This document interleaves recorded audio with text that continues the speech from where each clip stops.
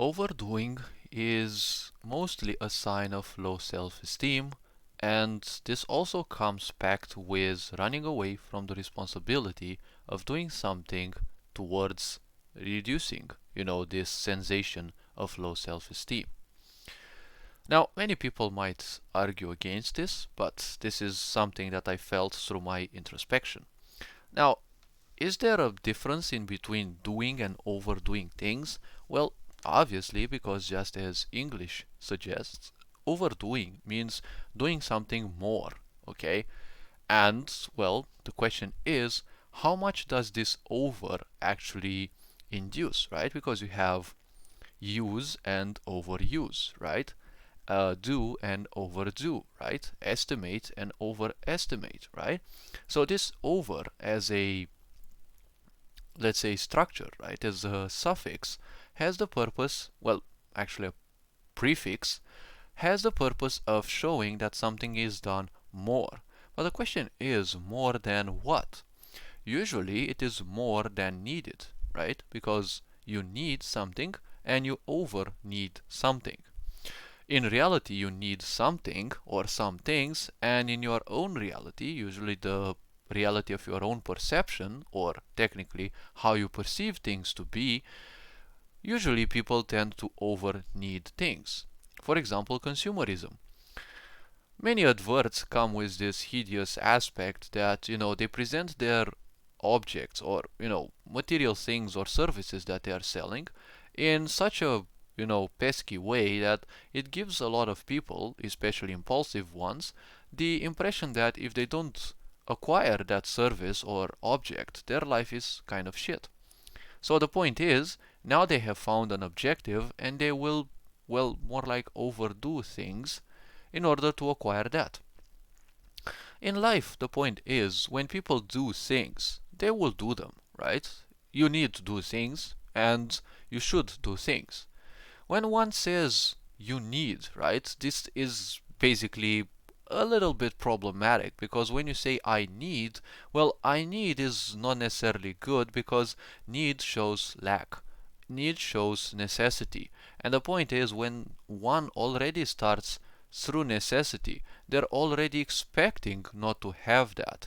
So the point is, well, I don't invite the ideas of the flow of distraction in my life. That's why I call it the flow of distraction. There may be some points that, in a mystical way, they might actually trigger, yes, but the point is, if someone becomes knowledgeable of how to use their life energies, things will happen automatically for them. They will be ensured by the energies of life.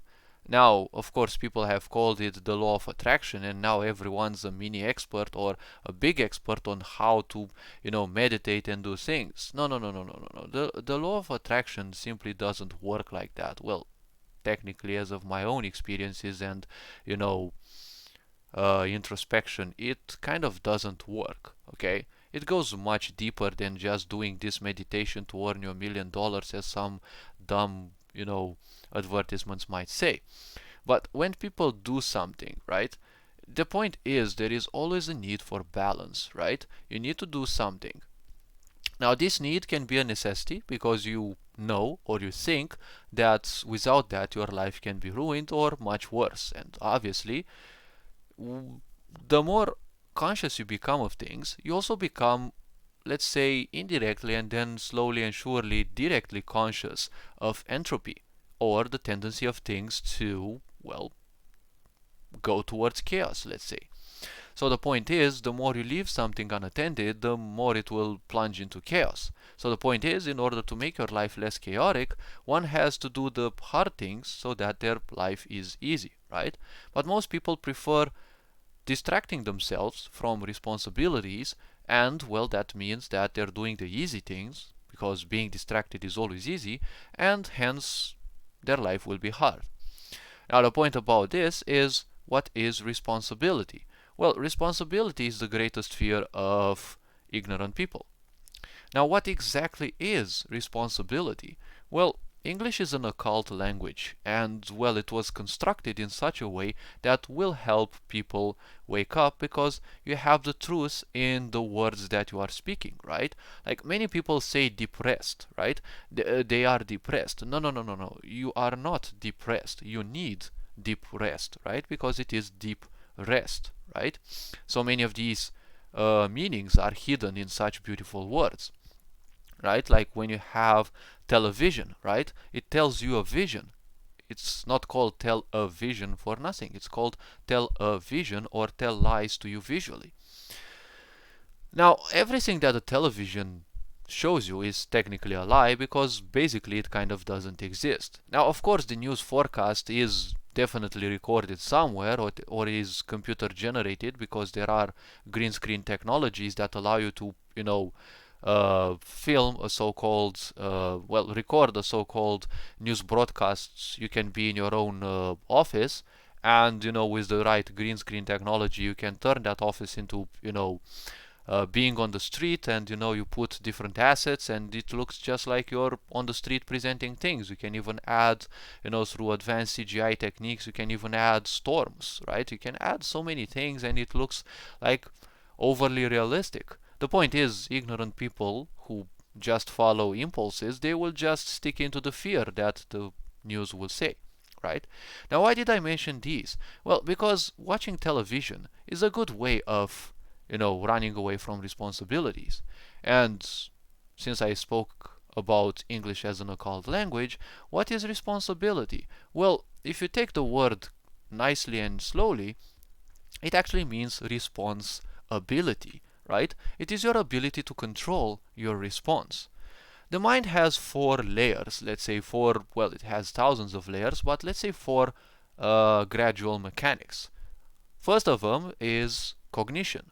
Okay, when you don't know something, you take it into account and you learn it, right?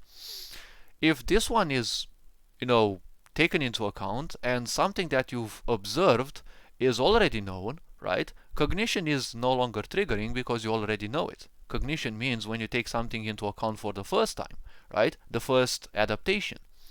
Now, if that aspect, mechanic, whatever you want, aspect of life, let's call it. It can be an action, it can be a trigger, whatever. If that is already known, then recognition occurs. Okay, you recognize that thing. That is why it is called recognition, right? Recognition. Because you already know that, so it's much easier for you to react to it, right? But recognition means recognizing it, right? You have identified it, right, for what it is. And you're doing it faster and faster every time it happens again and again, right? That's why in video games, when you play repetitive sequence video games, like for example shooter games, that's why many people develop so great reflexes, right?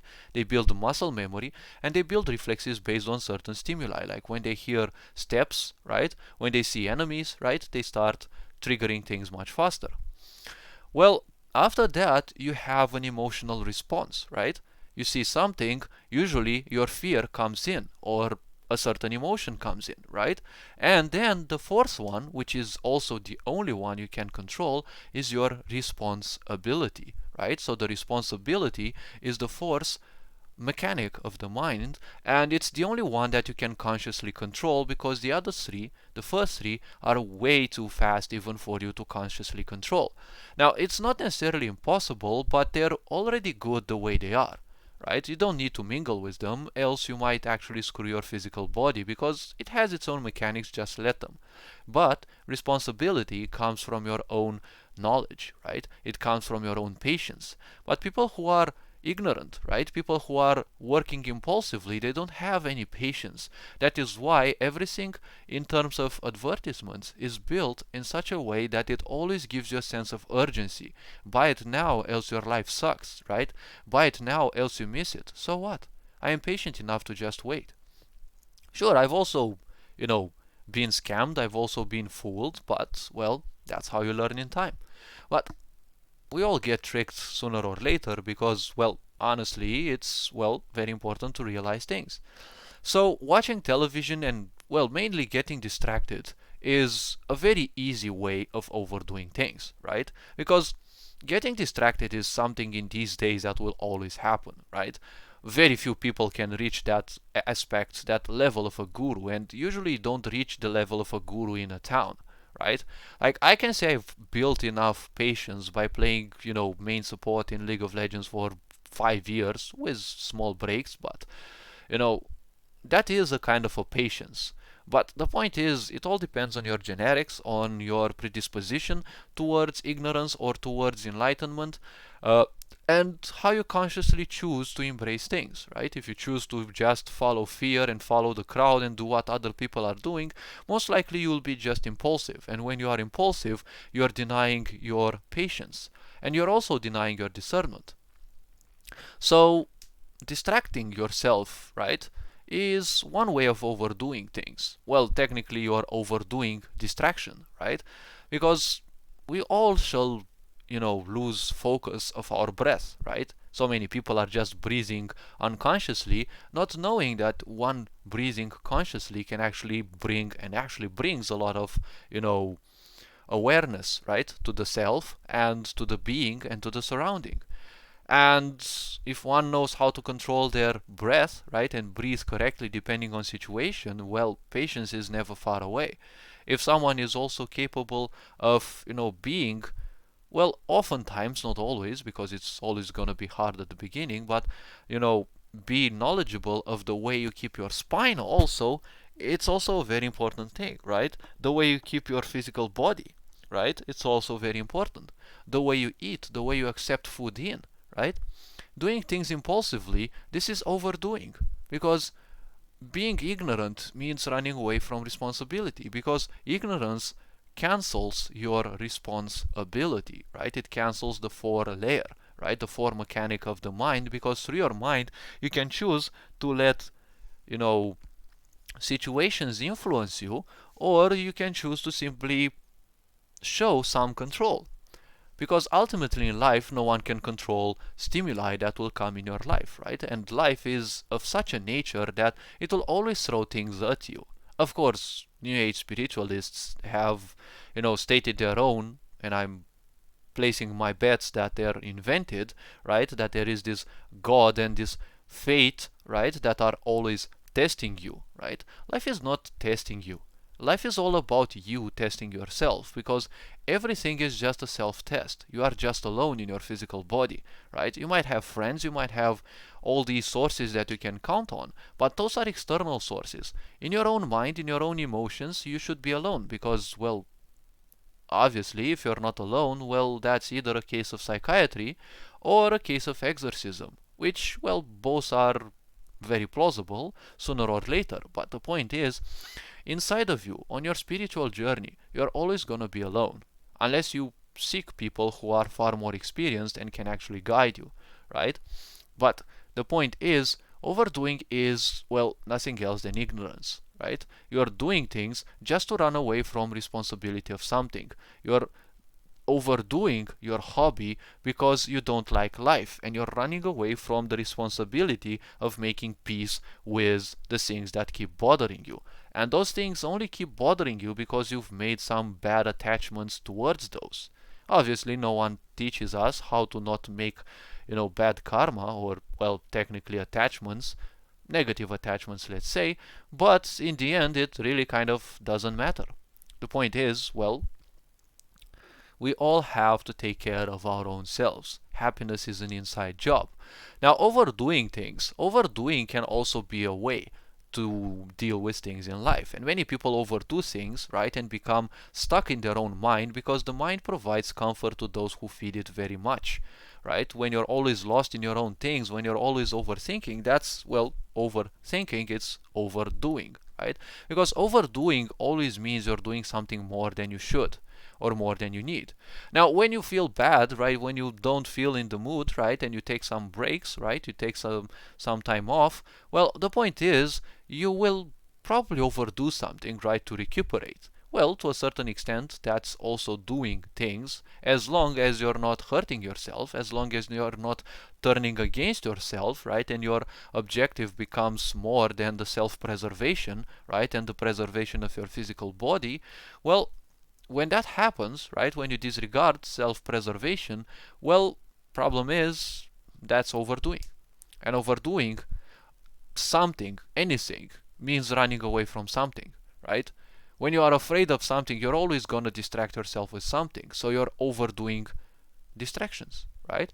So hopefully this video was eye-opening. You are appreciated. Take care of yourselves. Ferenc Board signing out.